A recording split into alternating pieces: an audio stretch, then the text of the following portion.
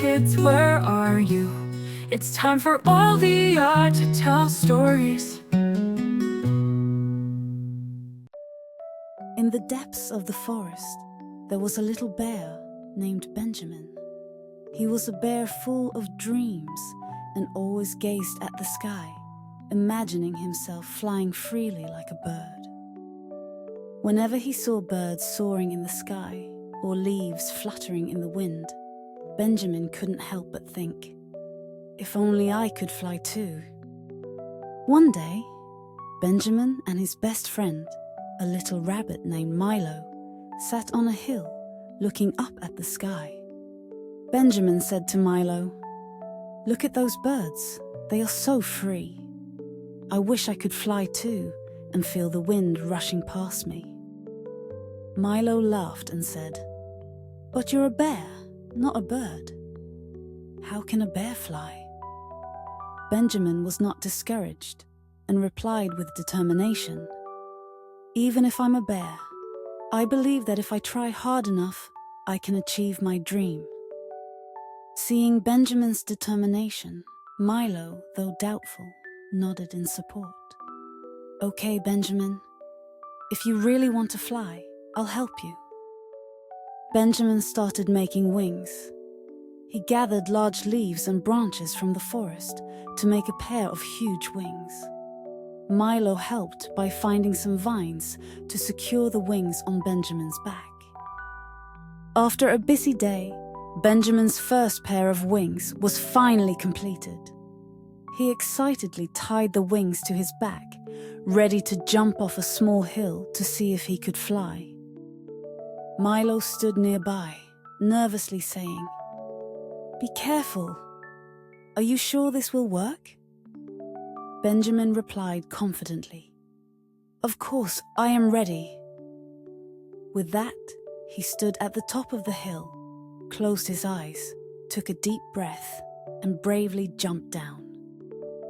However, the wings were too heavy. He fell heavily to the ground soon after jumping, feeling disappointed but unhurt.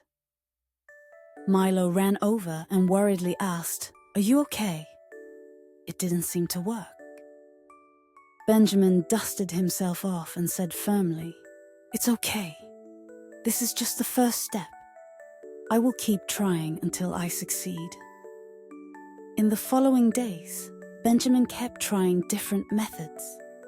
He improved the design of his wings, using lighter branches and leaves. He carefully observed how birds spread their wings and learned how they use the wind to fly. Despite failing in every attempt, Benjamin never gave up.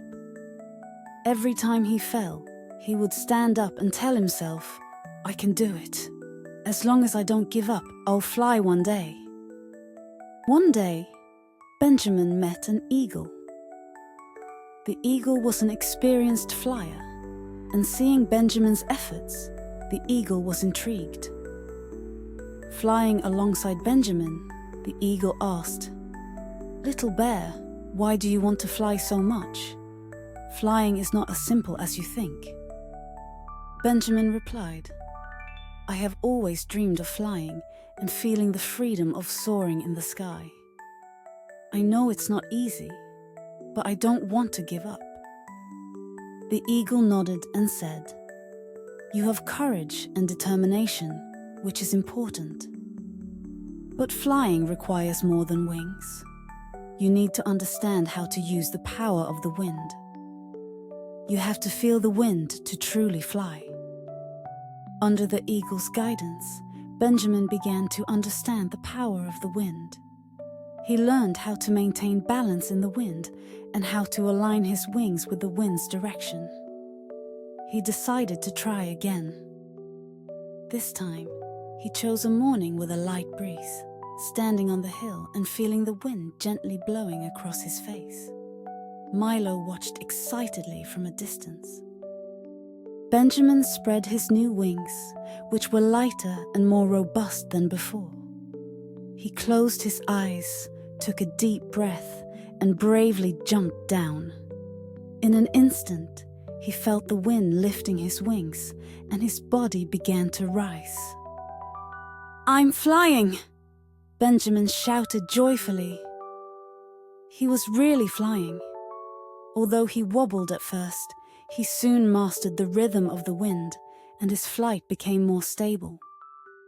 On the ground, Milo jumped excitedly. "Benjamin, you did it! You're really flying!" Flying in the sky was marvelous. Benjamin looked down at the entire forest, seeing sights he had never seen before. He flew over mountains, rivers, and even over a tranquil lake. He enjoyed the wind gently blowing past his ears, feeling incredibly happy. However, as time passed, Benjamin began to feel tired. He thought of his home, Milo, and his friends in the forest. Although flying had been his long-standing dream, he realized that the best place was still his home. So, Benjamin decided to land, gently returning to the forest and landing beside Milo. Milo smiled and said, "You did it, Benjamin. You achieved your dream." Benjamin happily replied, "Yes, I did. But I also realized that no matter how high or far I fly, home is where I feel safest." Benjamin's dream had come true, and he understood the true meaning of perseverance and courage. He knew that no matter how distant the dream, as long as he did not give up, he could achieve it. His adventure also taught him that no matter how big the world, the most precious things are the friends and family by his side. From then on, Benjamin no longer just gazed at the sky, knowing that dreams could come true, but the most important thing was to cherish every moment. Benjamin also learned how to face difficulties and challenges. He realized that every fall was an opportunity to grow, and that failure was not scary.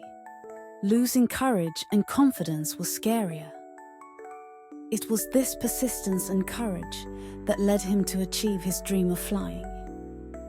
After returning to the ground, Benjamin and Milo sat together and shared his flying experience. Milo excitedly asked, "Was the scenery in the sky as beautiful as you imagined?" Benjamin smiled and replied, "Even more beautiful. You can see distant mountains, rivers, and everything in the forest.